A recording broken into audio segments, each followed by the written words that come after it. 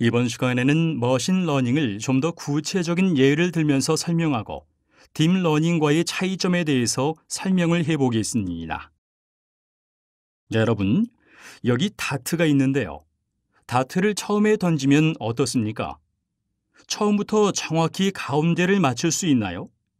그렇지 못하죠. 우리는 계속해서 반복적으로 연습을 하며 가운데에 정확히 맞출 수 있습니다. 이것은 어떤 원리일까요? 사람은 계속해서 훈련한 다음에 그 결과에서 오차, 어떤 차이를 자기 스스로 계산을 해서 그 오차가 없는 방향으로 점점 발전하게 되겠죠. 머신러닝도 이와 똑같습니다. 일단 먼저 시도를 해보고 그 시도를 반복하여 원래 예상된 답과 차이를 어떻게 줄일까 하는 쪽으로 계속해서 데이터를 변경해 가는 것. 이것이 학습입니다. 사람의 학습 방법과 머신러닝의 학습 방법이 매우 유사하다고 할 수 있겠습니다. 좀 더 구체적인 예를 들어보도록 하겠습니다. 머신러닝은 데이터로부터 학습을 하는데요. 여기 보니 소음 센서와 진동 센서가 있습니다. 이러한 센서로부터 데이터가 들어왔습니다. 위에 첫 번째 보이는 게 정상 데이터의 그래프가 되겠고요. 밑에 보이는 그래프는 주의 상황이 되겠습니다. 그 밑에는 굉장히 파형이 급격하게 요동치는 듯한 그래프가 보이는데 이것을 심각 단계라고 하겠습니다. 그러면 정상 상태의 데이터, 주의 상태의 데이터, 심각 데이터의 라벨로 구분되었습니다. 이것을 이용하여 데이터를 분류하고 판별할 수 있습니다. 이러한 머신러닝 모델을 만든다고 하면 정상 데이터와 주의 데이터, 심각 데이터를 어떻게 구분하고 판별을 할 수 있을까요? 이런 그래프들의 특징에는 무엇이 있을까요? 아주 간단한 특징은 데이터의 평균을 구해보는 것입니다. 만약에 정상 데이터의 평균을 구했을 때 그 구간 안의 평균 값이 어느 정도일 때 정상이라고 판단할 수 있습니다. 그러나 주의 단계는 전체적으로 평균보다 높겠죠. 심각 단계는 어떻게 구분을 할 수 있을까요? 주의와 정상 단계는 구분이 되지만 심각 단계는 구분하기가 어렵겠네요. 그래프의 노이즈 때문에 평균을 산출하여도 정상 혹은 주의, 심각 단계인지 판단하기 힘들 것입니다. 즉, 특징을 잘못 선택한 경우가 되겠습니다. 그렇다면 특징 인자를 좀 바꿔보도록 하겠습니다. 정상과 주의를 분류할 때는 평균으로 해결되지만 심각을 분류할 경우에는 노이즈가 발생하는데요. 이때는 분산이라는 걸 이용하면 어떨까요? 즉, 얼만큼 이 데이터들이 떨어져 있는가로 측정한다면 심각 단계로 판별을 할 수 있습니다. 이러한 식으로 머신러닝에서는 키 피처, 즉 핵심 특징점을 선택하는 것이 중요합니다. 이렇게 되면 정상과 주의와 심각 라벨들을 특징 맵, 즉 특징 공간 안에 둔다면 평균과 분산에 따라서 각각의 정상 또는 주의, 심각으로 위치하게 됩니다. 이러한 특징을 바탕으로 선 긋기를 수행하면 되겠습니다. 이것을 모델이라고 부릅니다. 이렇듯 모델이 만들어졌을 때 새로운 데이터가 들어온다면 이 특징 공간, 즉 피처 스페이스 안에 그 데이터를 삽입해 본다면 이때는 심각이다 이렇게 판별할 수 있습니다. 따라서 이 선을 긋는 것이 머신러닝에서는 매우 중요한 작업이 되겠고 이것이 모델이라고 할 수 있겠습니다. 선이 직선이 될 수도 있고 타원이 될 수도 있고 로그 그래프가 될 수도 있고 굉장히 다양하겠죠. 이렇듯 데이터에 맞는 모델을 선택하는 것이 중요합니다. 이러한 머신러닝의 전체적인 흐름은 앞에서도 얘기했듯이 데이터를 확보하고 예를 들어 센서라고 한다면 센서 데이터를 확보하고 해당 데이터들에서 특징점을 추출해내고 그 특징점을 가지고 머신러닝의 여러 가지 알고리즘을 거쳐서 판단을 하게 되는 것이 되겠습니다. 이러한 머신러닝 알고리즘은 대부분 여러분이 직접 짤 필요가 없이 라이브러리 형태로 제공을 하고 있습니다.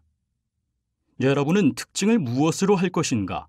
이전처럼 평균으로 특징점을 구분하였을 때 정확히 되는가? 잘 안 되죠. 그래서 무엇을 또 하나 동원을 했었나요? 분산이라는 개념을 사용했습니다. 따라서 평균과 분산이라는 두 가지 특징점을 가지고 우리는 정상, 주의, 심각이라는 데이터를 구분해 낸 것입니다. 이런 것을 우리는 피처 엔지니어링이라고 부릅니다. 이러한 것에서 머신러닝은 도메인 날리지, 즉 센서 데이터라고 가정한다면 이러한 진동 데이터가 나타내는 배경 지식에 대해서 잘 알아야 할 필요가 있습니다. 만약 모터의 이상을 탐지한다면 그 기계의 메커니즘을 잘 이해하는 것이 중요하겠죠. 따라서 머신러닝은 응용할 분야의 영역 지식이 매우 중요하고 이것들이 융합되었을 때 그 의미가 대폭 증가할 것입니다. 여기에서 전체적으로 진동 데이터를 분류한다면 정상, 주의, 심각으로 구분되는데요. 특징인 피처를 하이에서 로우까지의 차이로 주겠다고 했을 때 정상일 경우에서는 하이에서 로우가 굉장히 작고 주의는 더 크고 심각은 더 크다고 하였을 때 이것은 좋은 피처가 될 것인가? 이것은 그 도메인 날리지에 의해서 여러분이 결정을 해야 합니다. 머신러닝 알고리즘이 아무리 좋더라도 잘못된 데이터가 입력된다면 아무리 좋은 알고리즘도 문제가 있을 것이기 때문입니다. IT에서는 가비지 인, 가비지 아웃이라는 이야기가 있습니다. 쓰레기가 들어오면 쓰레기가 나간다는 의미입니다. 아무리 가공을 잘 해도 데이터가 이상하다면 좋은 모델이 만들어지지 않겠죠. 따라서 데이터를 잘 가공하고 선택하고 특징점을 찾는 것이 머신러닝에서는 무엇보다 중요합니다. 이제 그러면 딥러닝과의 차이를 간단히 살펴보도록 하겠습니다. 여기에 보면 강아지와 고양이를 구분하기 위해서 여러 가지의 사진이 있습니다. 하나의 카테고리, 즉 하나의 클래스에는 강아지가, 하나의 카테고리에는 고양이 사진이 있습니다. 여러분은 어렸을 때 고양이와 강아지의 특징점을 어떻게 구분하게 되었나요? 강아지와 고양이는 귀가 두 개고요, 꼬리가 있다. 이렇게 배우지는 않았을 것입니다. 어머니가 아이에게 사진을 보여주면서 계속해서 반복적으로 알려주겠죠. 그러면 어린이는 거기에서 자동적으로 특징을 추출해냅니다. 개가 어떻게 생겼고 크기가 어떻고 이런 식으로 특징 데이터를 주지 않죠. 머신러닝에서는 이러한 특징 데이터를 사람이 직접 생성하여 제공하지만 딥러닝에서는 이러한 특징점을 딥러닝이 스스로 찾아낼 수 있습니다. 이 그림에서 보면 머신러닝에서는 입력 데이터가 들어오면 수작업으로 특징을 추출해내고 그것을 머신러닝에 적용하여 판별을 수행합니다. 반면 딥러닝에서는 입력값이 들어오면 이러한 특징점을 자동으로, 즉 신경망에서 이러한 특징점을 스스로 학습을 통해서 알아낸 후 그것을 활용하여 판별을 한다는 것이 커다란 차이점이 되겠습니다. 그렇다면 딥러닝이 무조건 좋은 것일까요? 그렇지 않습니다. 딥러닝은 이러한 특징점을 자기가 찾아내기 때문에 더 많은 데이터를 요구합니다. 즉, 굉장히 커다란 빅데이터를 요구하게 됩니다. 그렇지만 현실에서는 데이터가 굉장히 작거나 특징이 명확하다면 딥러닝을 활용하기보다는 머신러닝을 선택하는 것이 좋습니다.